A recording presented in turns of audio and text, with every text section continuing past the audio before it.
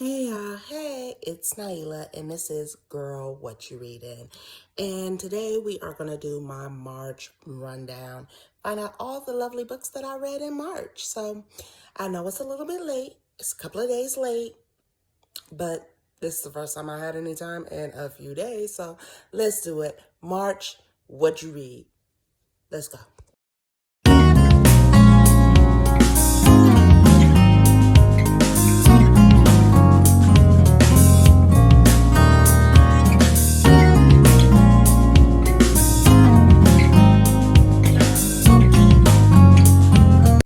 Okay, so my goal for March was to read 12 books, and I hit that number.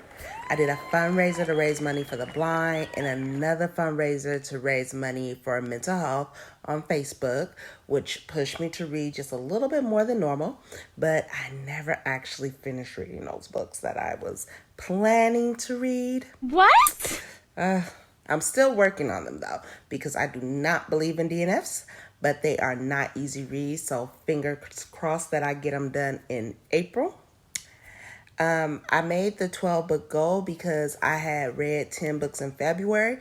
And if I was doing those fundraisers, I wanted to push myself to read 2 more to coincide with the fundraisers, right?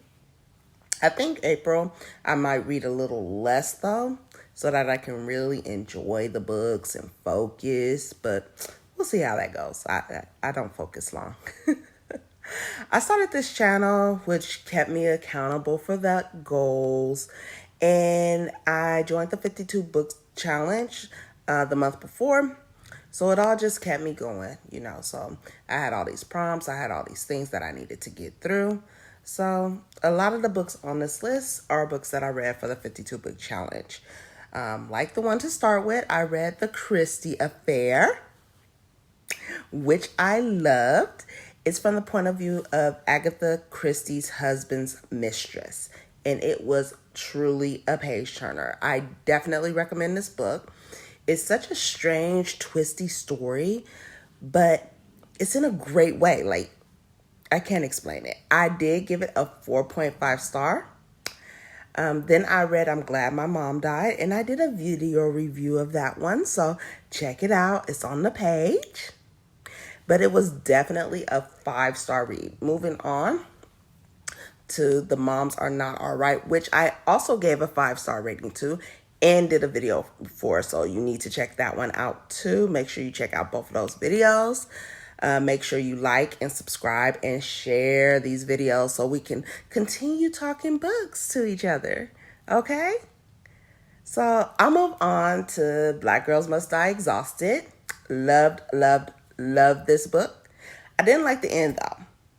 I think it was a bit rushed, so I only gave it 4 stars, but that tends to happen if I don't like the end. I finished Bedtime Stories for Stressed Out Adults. I thought this was going to be relaxing and help me with my insomnia a bit, but none of the stories seemed to be finished to me, and they weren't relatable. So maybe it just wasn't for me, but I thought I could consider myself a stressed out adult. I'm a teacher, for God's sake. So I gave the book a 3-star rating. It is what it is. All Boys Aren't Blue was on my Fable book club. Read and I loved it.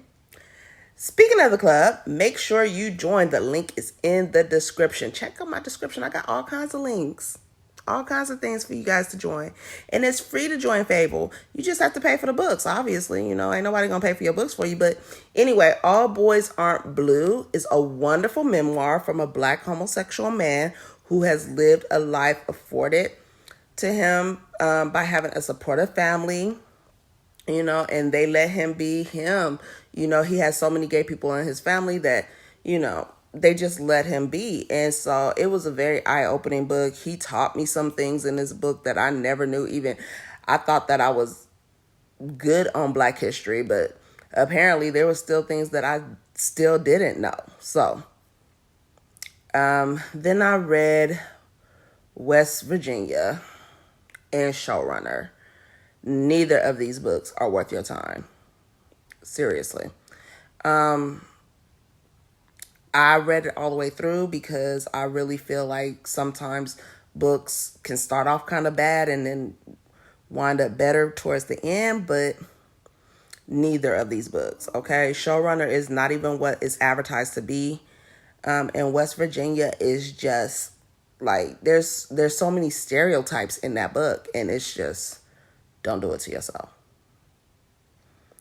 You would think that West Virginia would be better since the author was from West Virginia, but for him to use all those stereotypes, he should have known better.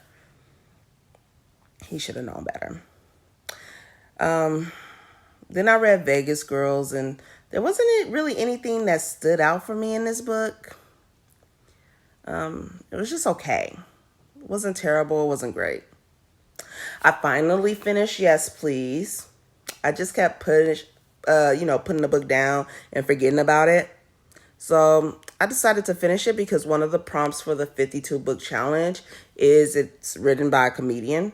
So I decided to finish it, and I wasn't as impressed as I wanted to be with this one. I mean, I didn't trust Amy. So, which makes her memoir unreliable. And I just couldn't get into it the way I wanted to. And I really am an Amy Poehler's fan. So for me not to get the book, it was just disappointing.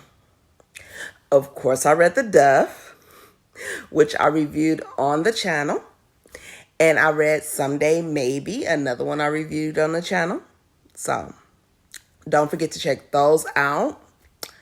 Now, March was one of my higher reading months. I think I might, again, make it a little easier for me in April and try to chill out a bit. But for the book club, we're reading Brown Girls, and I have a few more I want to read. They are on my TBR. Plus, maybe I'll finish those tough reads. That's the plan. Gotta get to those reads. I mean, it's so much history in them that it just makes it really tough. Anyway, I guess we'll see. So, until next time, see you then.